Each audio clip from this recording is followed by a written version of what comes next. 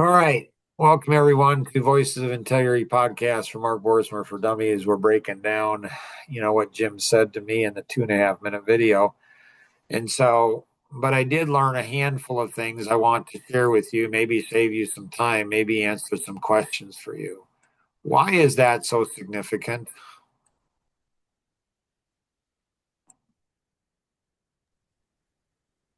Because we might not know the questions in the first place. Right? So Jim, in the year that he and I, hung out a lot, I mean, a lot, like all the time. Um, Like he saw things, he verbalized things about me that I didn't even realize about myself. And so I love how he's talking about saving time, saving time, saving time, saving time. I love that. Maybe answer some questions for you. So, Nora, you've known me, for 7 months. What advice would you give to people, you know, about me?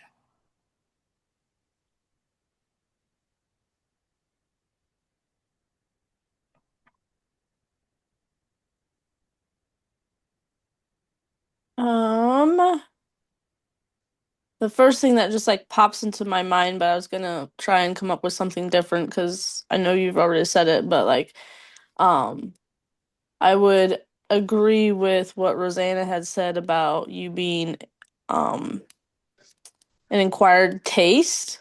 Like you've probably never met anyone like Mark. So, what does that mean to you? Like an acquired taste? Like, what does that mean to you?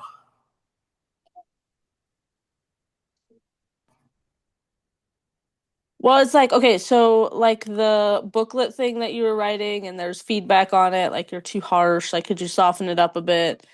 Um, like if you're not used to if you're just used to the amiable energy, like you're really gonna struggle around Mark. You just are. Right. And what's fascinating, Nora, I hadn't thought about until right now, is you might struggle more around me if you're a driver personality, like Patrick.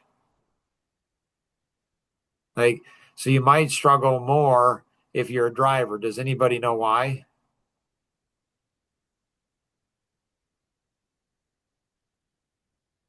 You're a different driver.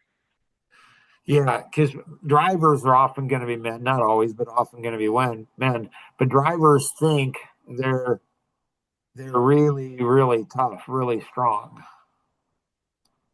Like there was a guy that I knew, and he was wow.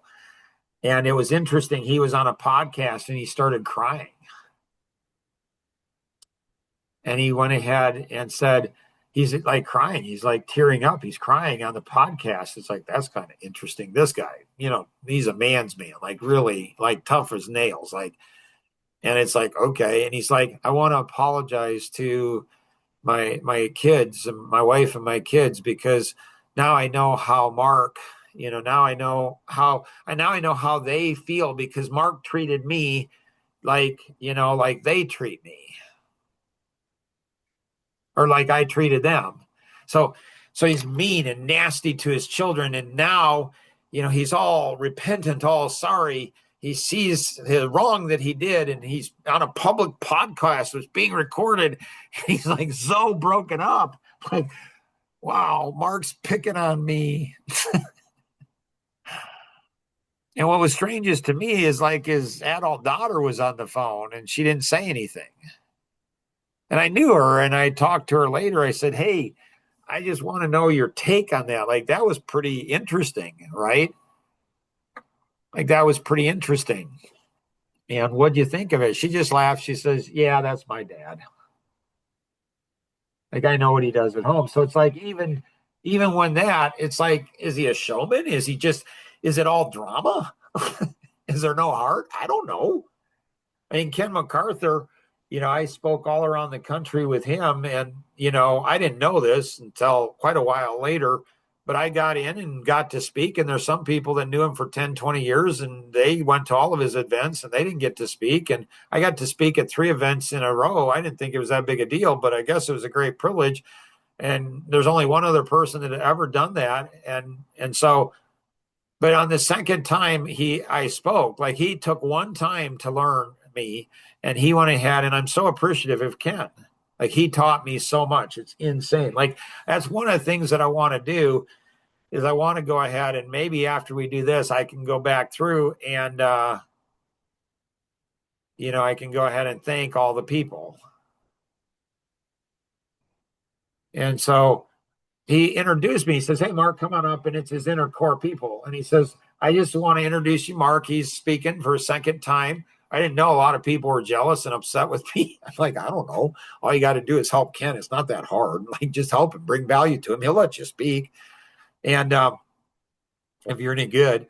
And he goes, "I'd like to introduce Mark, and Mark's the devil."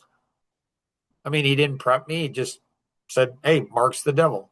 I'm like, that's fascinating. I wonder what that meant. Nobody's ever said that to me.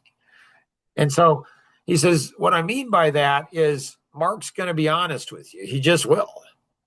Ask you. If you ask his opinion, he's going to tell you, and there's a good chance you won't like his opinion. So it's really simple. Don't ask. Like, don't ask. And if you do ask and he tells you something you don't want to hear, don't come whining to me.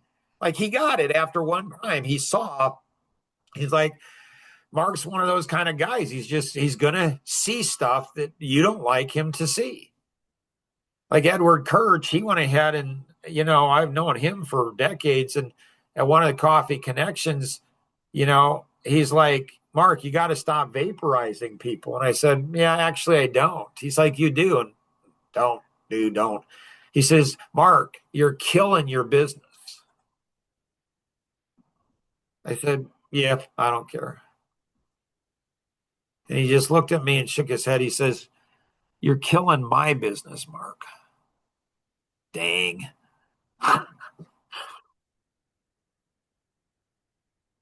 Like Ginger Ann, my oldest daughter was on the other day and asked her what she liked most about me. And as a dad, and she said that you care so much. And then what do you like least about your dad? And it's like, you care so much. So what I did is I went and I said, okay, I'm going to do a year. Every year I have a theme. So I'm going to do a whole year of not vaporizing people. Like, don't vaporize them. So, I mean, I set out to do that. And I'm telling you, there are 3 Christian white males. The Christian white male is the most vulnerable to my vaporization. Why is that, Mark? Yeah, good question. Because you know what? If you're a white male over 50, especially if you profess to be a Christian and you haven't learned that you're not the center of the universe, you're not that smart, you're not that caring, you're not that kind. If you haven't learned that by the time you're 50, if you're a Christian white male, I have no interest. Like, I'm not going to go ahead and continue to promote your imposter syndrome. I am going to expose you, like Jim says, I think a little later, right down here in number 16. Then this guy's going to expose, it pretty quickly. Yeah. Like first conversation within the first 5 words. So 3 males dropped over 50, dropped them like flies. I'm like, dang, I'm trying not to vaporize people. And I just did. They just, boom, they're gone. I mean, I'm trying not to, and they're just gone. So then what I did is I built a white paper, a system for self-vaporization. And then we could get into the 9Ds and a whole bunch of other stuff. And it's like, well, figure out how to deal with your stuff. I'm not real interested in dealing with your stuff. You deal with your stuff. I mean, if you're going to pay a lot of money, okay. Like, it's interesting. Rosanna, my wife, she was up at the office once, walked by the office. I don't know. I don't remember what stories I tell. If I tell a story, do so many podcasts, I don't know. Maybe getting old. I'm not sure. Anyways, so she walked by and when I come home, I think I did tell the story, so I'm not going to tell it again. Like, why would I tell you a story twice? Well, maybe because you're not listening. anything else, Nora, on an acquired taste? Like I don't know if people know what that means. Like it's also like because I've switched my personality, 2 years to the amiable, 3 years to the drama, to the expressive, and that doesn't even count the year of drama. Like Elaine was giggling the other day when she saw my years of. She's like, "You had a year of drama." I'm like, "Oh yeah, yipper." Um, so I think the thing that catches people off guard is how I can shift between the different personalities, different energy bases, just slide from one to another. I think that catches people off. Anything else, Nora, on that? Not that I can think of. Anita, Rosanna, Elaine, anything else on that? Nope. No. Really? Oh, you guys are no fun. Okay. Elaine, do you have any suggestions for people? I would say be straight up honest, and if you don't want to hear the hard stuff, then don't ask questions. Right. And I'll add to that, don't hurt other people, even accidentally. Like you, I can say with a large degree of confidence, you will never, ever, I mean, ever hear me say, I didn't mean to hurt you. You just won't say it. You just won't. You won't hear me say it because I think that's stupid. I think it's stupid. I think it's manipulative. Sorry. I think it's stupid. I think it's not taking ownership. I think my experience is people who say, I didn't mean to hurt you. Like, I don't know. Is there twice, Nora, that I hurt you in 7 months? Yeah, probably. Yeah. So 2, 3 times, something like that. And the one time I really remember it, and I didn't say, I didn't mean to hurt you. Like, to me, that's just stupid. People who say, I didn't mean to hurt you, hurt so many people so many times that it's a reflex. I got to figure out something. So what they do is they flip it back on you. I didn't think you meant to hurt me. Like, that's just a stupid person. That's just stupid. I'm just telling you, it's just stupid. Do you know that there are times when people do intentionally hurt other people though? You know that, right? But yes. Okay.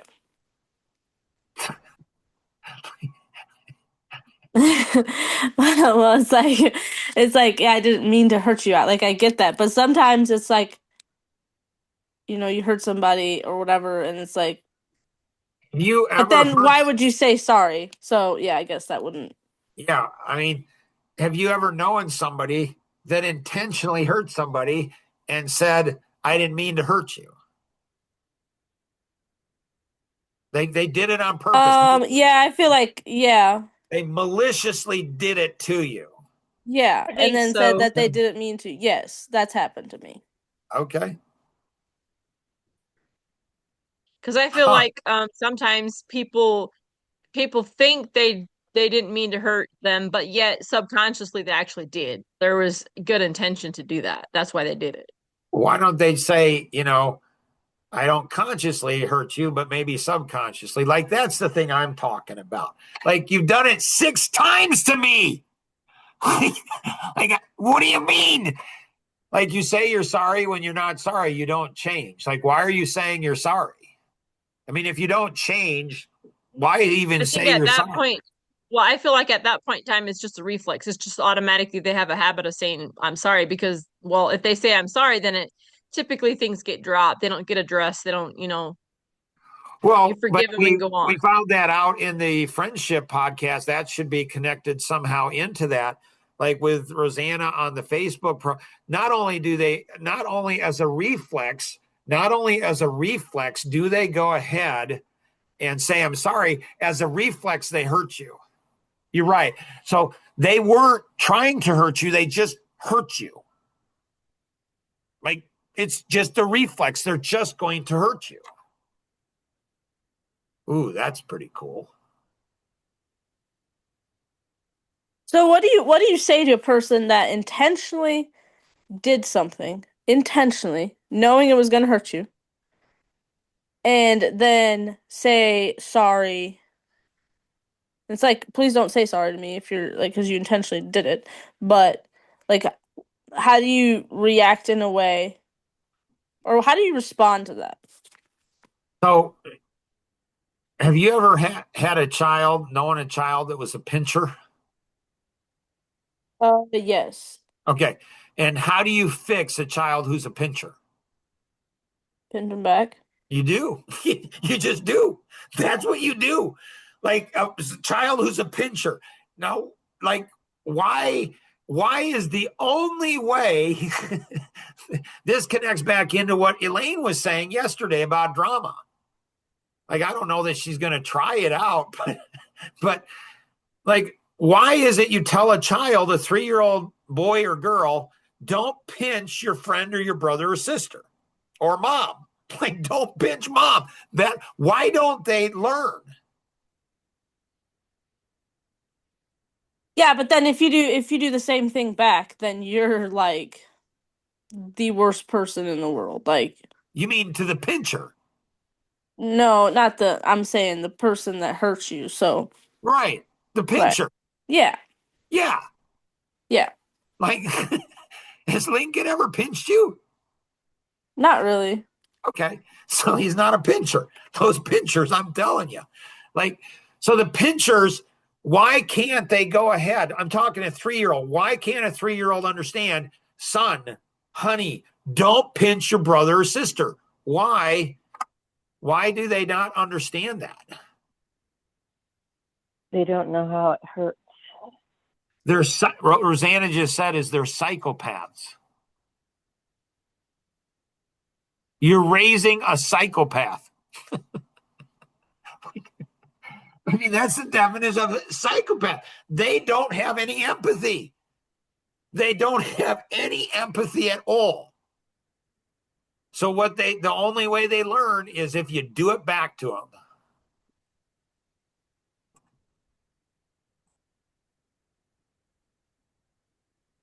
So, Nora, you just do it back to them.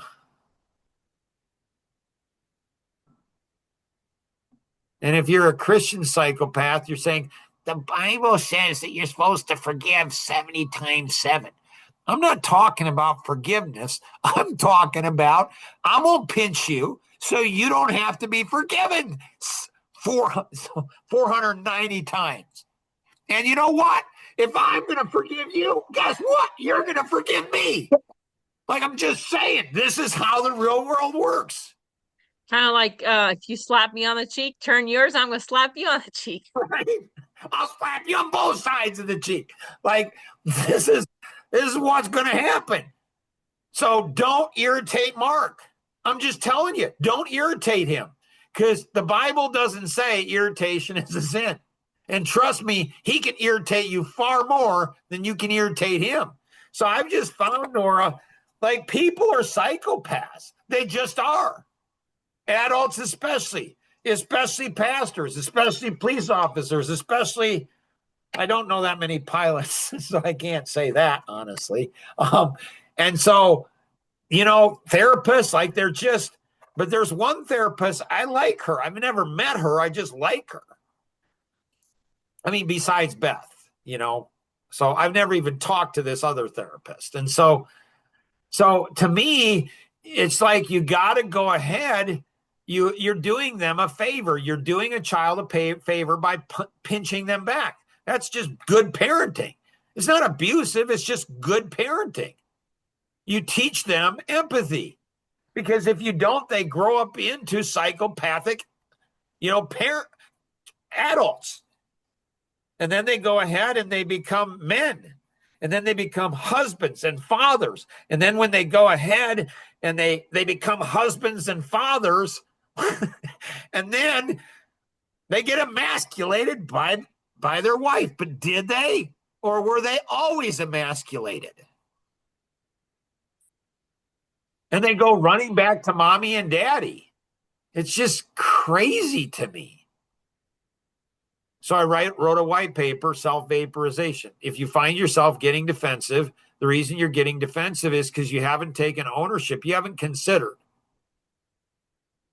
I'm pretty sure we haven't shared the, you know, the women out there that are listening to this. I'm sure they're like, man, I want to have my husband listen to Mark. Do they, Rosanna?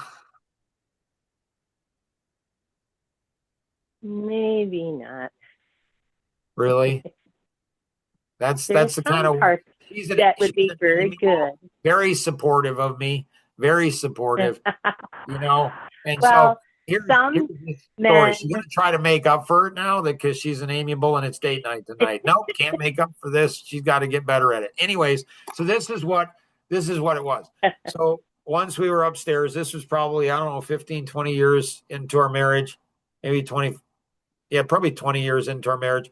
And we had our four oldest, we had 7 kids, and 4 oldest were teenagers, and they were giving Rosanna a hard time. Like they weren't respecting her, they weren't obeying her, they were being mean to her, and never hit her. I mean, they did when they were little boys. The boys hit their mother once until their father saw them hit once when they're 2 or 3, and that never happened again. It's just brute force. Like, you don't ever do that. So anyways, but they're teenagers, and so they're waging emotional warfare against their mother, and they're winning. So she's upstairs crying in the bedroom, and I'm there, and she's like, why do the kids, why are they mistreating me? Why are they not respecting me? I'm like, well, honey, like, why? She's like, I do all this work, so she was a victim, entitled, and self-righteous. She just was. That's the kind of husband you want to have, right there, telling you the truth. And like, sweetheart, like, they don't mistreat you when I'm around. They don't disrespect you. They do what you're like. When I'm around, they're good to you because their father's going to protect you from them. They're going to protect. He's going to protect you because that's what good husbands do. Or is it? I don't know. That's what I did. So they wouldn't go ahead and mistreat her when I'm around. But when I'm not around, they did. So we know that they can treat you well when I'm around, so that we know they have the capability, the capacity to treat you well. We know that. It's when I'm not around that they don't. So that's established. So she's like, well, but I do all these things for them. I'm like, do you know why you do them, honey? And she's crying, and she's like, because I love them. I'm like, I'm not saying that's not true. I'm just saying you do them to feel good as a woman, as a mother. That's what you're doing. So why? I mean, I don't know. I mean, Rosanna didn't know. Elaine, Nora, Anita, why would a woman want a husband like that tells her the truth when she's crying? Well, that's the only way she's going to grow, if she can hear the truth, receive it. And I said it nice. I mean, I'm like, honey, like, I wasn't upset with her. I'm just like, honey, here's what it is. You wanted to say something, Nora? Well, that was gonna be my next thing. Would be, I would always want to know the truth. Maybe in certain situations there's a different way to present it, Right? It's to where always it's on the actually husband. received, to where because if you say something, Right. It must be Mark. If he just said something, he would be received. So, I mean, I said it nice. I'm like, hey, this is it. I'm just having an adult conversation. That's what you're supposed to do as husbands and wife, have adult conversations. So, honey, I'm not angry. I'm not upset. I'm not rebuking her. There's no judgment. I'm just like, honey, you're doing it because you want to feel good as being a wife. Like, it's educating because she's not self-aware.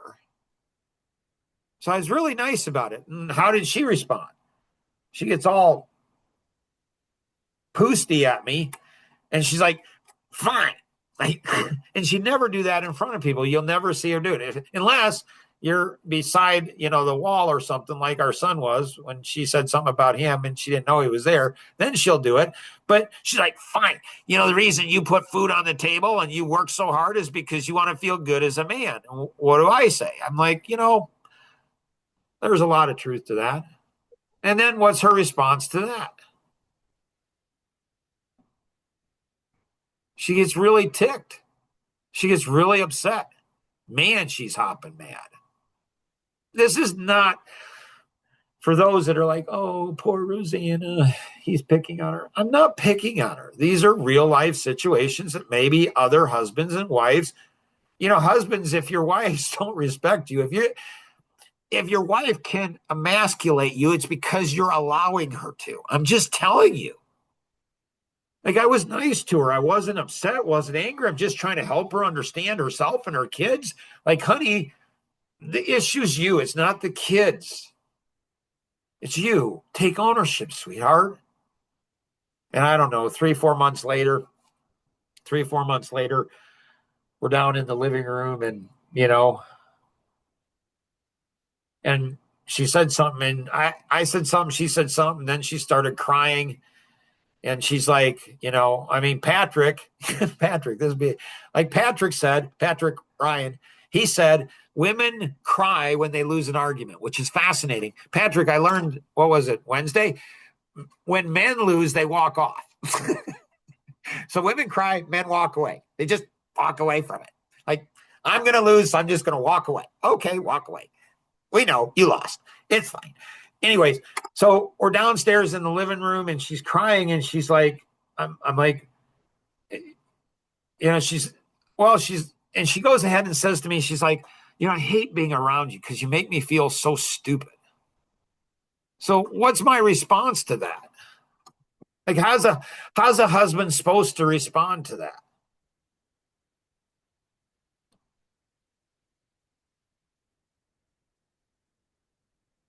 Right? Say, no, I don't make you feel stupid. I just reveal it. No, don't say that, Elaine. No, Why not? no, because that's going to really tick him off. So what do I do? but What do I do? This is what I do. I just go ahead and look at her and I just if you can see my head, here's what I do. Like this is Mark's, like, he's different. He just is. I just go, that's what I do. Now, Nora's there like, Mark, if you'd have gone to the left, that might have, or if you'd gone up and down and then go left, then go right. Like, if you'd have turned your thing just and had the eyes go off, this is what I love about Nora. She's like, Mark, if you would just change, then it'd all be better. Okay. This might be a really stupid question. So if it is, then no, I we're having, guess. yeah. Okay. So, Rosanna, when Mark told you that it's you with the kids, would you have received that as him saying it nicely to you? Or how did you receive it? Nicely. No, I'm asking Rosanna if she received it that way. Right. Or if she received it a different way. I received it pretty angrily. You Because mean you mean I was angry with you when I said it? That's how you thought I was? No, not you. You are not angry. No, I just have a hard time taking criticism, so that's on me. Okay. Nice. Okay. That was my only question. Yeah. So I go ahead and when she's like, I just hate being around you. You just make me feel so stupid. All I do is just cock my head slightly to the right. What does she do? She starts crying like uncontrollably. What do? I get excited. Why do you get excited, Mark? I don't know. I hadn't. She has all kinds of different cries. Yeah, definitely, women. You don't want a husband that studies you this intimately. Like, he understands you. your body, your emotion in ways you definitely don't want a husband like this. Like, you just don't. I'm just saying, like, he will captivate your heart. He will captivate everything about you in ways you can't even imagine. So, anyways, so she's crying, and I'm like excited. I'm like, I've never heard this cry before. 20, I don't know. It was probably 25 years of marriage. And I never heard that kind of cry. I'm like, this is a different cry than she's ever cried before. Like, what's going on? So I'm like, what's going on, honey? And she's crying and she's weeping. And she's like, I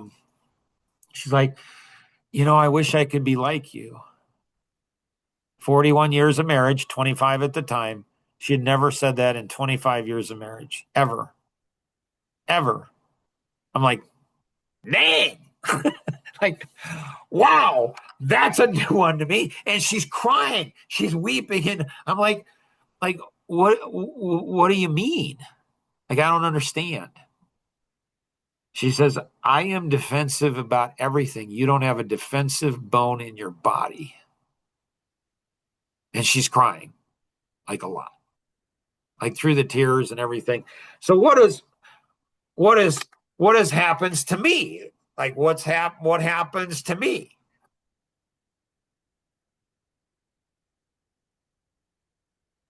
I don't know what happens.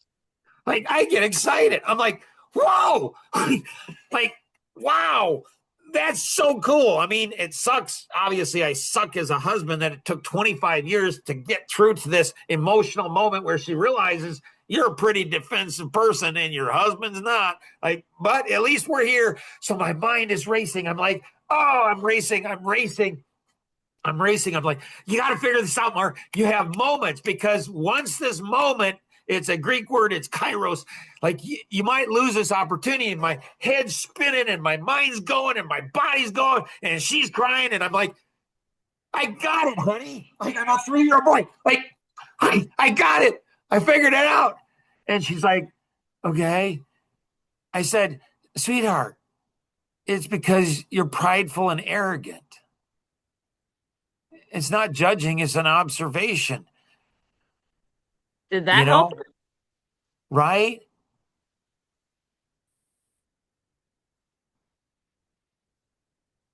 And she goes ahead and she's, well, ish. I mean, she wasn't angry. She didn't get angry like she did a couple months before. She didn't get angry with me. Well, you're this way too. She didn't get angry. She's just beat. She's just worn down. She's like, I don't understand what you mean. And I said, honey, I am who I am, and everybody knows me. Like, you get what you see is what you get. It is Mark. You, honey, nobody knows you besides me. And I love you the way you are. You're an amazing woman. The kids don't know you. Like, you're different. Like, with me, you're real. You're messed up just like everybody else messed up. You're mean and nasty just like everybody else is. You're no better than anybody else. You're an amazing woman. Love you to pieces. But honey, I didn't say the word. If I knew it, you're like an imposter, sweetheart. You're different around me than anybody else. And then, I don't know. Like, I don't remember. I mean, I'm guessing we had a really good date night. I don't know. It was fine. It wasn't bad. I mean, but it didn't, she didn't internalize it. It didn't seem to change. But 41 years, so 15, 16, 17 years later, she's still working on it. I'm still working on it. We're trying to figure it out. I think we're making some progress. Like, my heart is to protect her. My heart is to protect all the women, my daughters, but they're going to be ticked at you. No matter how you do it, it seems like you can, like, your voice and your tone, your body language, it can be absolutely perfect. and it still doesn't work. Like one of the marriage counselors we went into, just fascinating, in a church, and we're explaining the situation, and what did they do? Well, Mark, maybe if you change, it's always Mark. Mark's always the issue. Mark's the issue. Mark's the issue. He's always the issue. He just is. Now, in that situation, it was cute. Rosanna tried. She's like, it's not Mark. It's me. Like, it's me. Well, no, it must be Mark. Like, Mark, if you change your tone or your voice or your body, there must be something that you could do. Like, at 25 years, I'd done everything I knew to do, and there wasn't anything. Like every iteration, every voice. I mean, I'm an international speaker and author. I get up in front of people. I can go ahead and control my looks. I can make somebody giggle and laugh. I can go ahead. I mean, I'm pretty proficient in body language and voice and tone and facial. I mean, I can go ahead and have a look, and somebody will go ahead and say, "What are you thinking?" I can go ahead and make somebody giggle or smile. I mean, I'm pretty proficient in my voice and my tone and everything. And I've tried everything and nothing works, but it's always Mark. Mark's always the one. Not just with Rosanna, but my kids and my friends and everybody. Mark, if you're just a little bit better, and you know what? They're not wrong. But can they grow? Can they change? Can they heal? Can they do anything? So this was a little bit longer. I thought we were going to get out of this one in 3 minutes, but we did. Number 6, we'll get into next. The first thing you got to understand about Mark is that he believes that you were given a gift called life, that you have a tremendous potential to make the world a better place. Huh. So that one is an interesting one. Like the stories behind that, what goes into that piece there. Like Jim, I'll be forever grateful that he said that. Like, just because it helped to identify something about me, put it in writing. And I'm like, you know what? But I think the reason Jim put it in writing, or put it verbally, the reason he was able to say it, because I believe that's Jim. Like, that's Jim right there. That's who Jim is. So anyways, thanks for doing the journey with me. I appreciate you all. I don't know. Do you share this with other people? I don't know. Maybe you do, maybe you don't. I mean, if you're wanting to get close to me, it'd be good to go through this to understand, because, like, look at Jim's face. Like, I, like you, I'm trying to figure this guy out. Like, you just look at it, you can just feel the energy. The guy's brilliant and strong and smart and everything else, and he's not figuring me out. So anyways, love you all. Thanks. Bye.